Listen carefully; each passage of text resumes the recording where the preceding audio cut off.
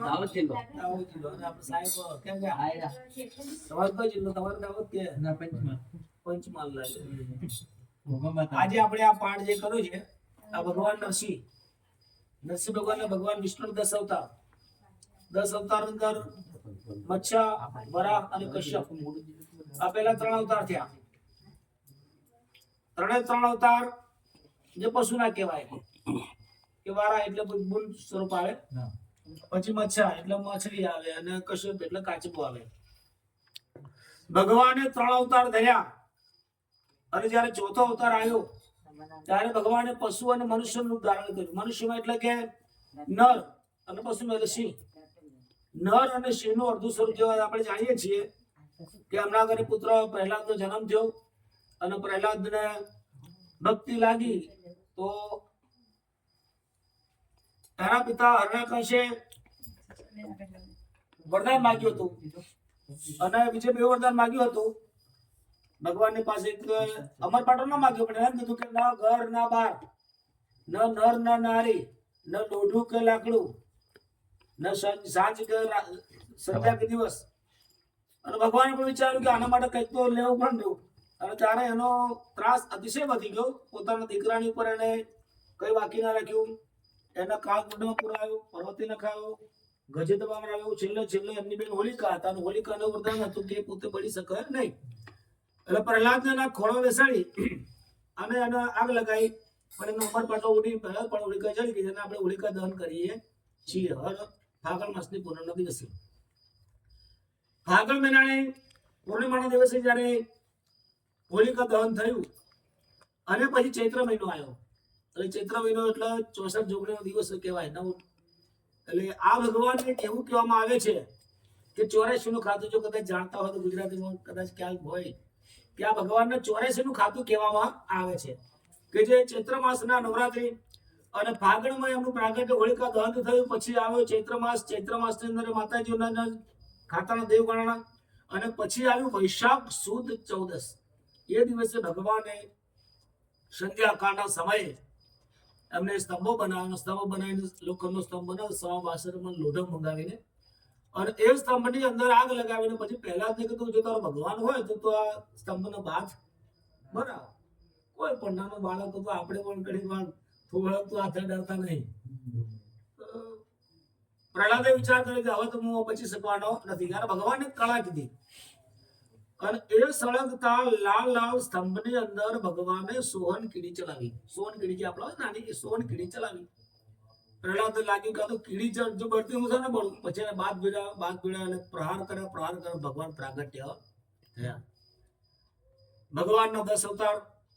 ચોથા અવતાર પછી 5મે વામન આવ્યા, જેને 3 ડગલા ભૂમિની અંદર બધું માંગી લીધું. 6ઠે પરશુરામ આવ્યા, જેને ક્ષત્રિય તણિયાખી ભૂમિ ખરડાવી. 7મે રામ આવ્યા, 8મે કૃષ્ણ આવ્યા, 9મે બુદ્ધ અને 10મો અવતાર કળિયુગ ભગવાન નરસિંહ કલ્કી અવતાર. એવા ભગવાન વિષ્ણુના 10 અવતારનો આ પાઠ કહેવામાં આવે છે. આ પાઠની અંદર 4 પ્રહર 4 વાણી. લોકો એમ કે દિવસે કેમ થાય નહીં, પણ આ પ્રહરના વાણી જે આપણે ત્યારે લોકો 4 વાણી ગાય અને ચોહર વાણી કહેવામાં આવે છે.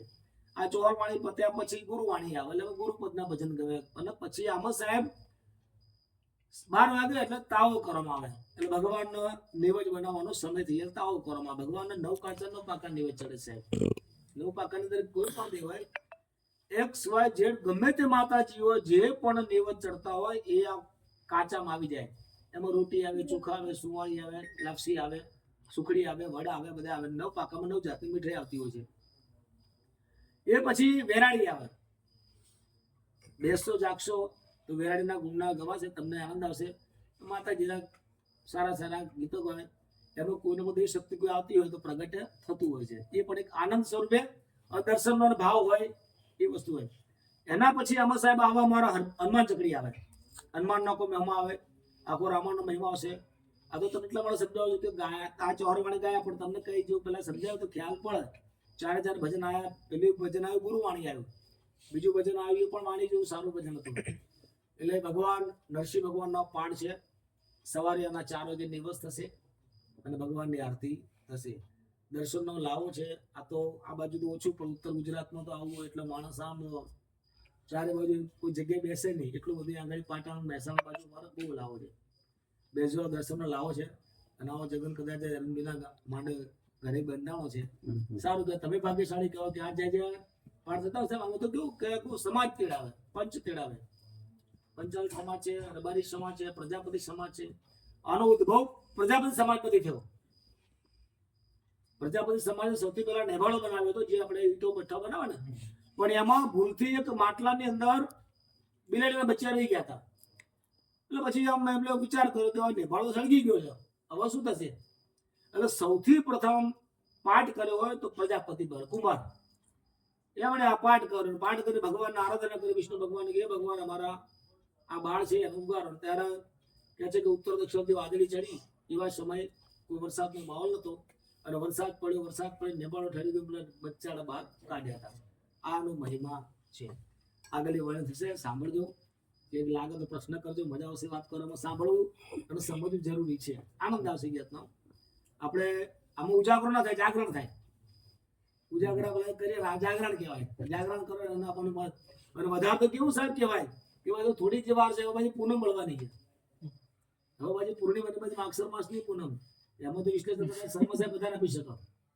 માગસર માસ તો એટલે કેવું કહેવાય સાહેબ ને, સારામાં સારો યોગ છે. બોલો નરસિંહ સાહેબ.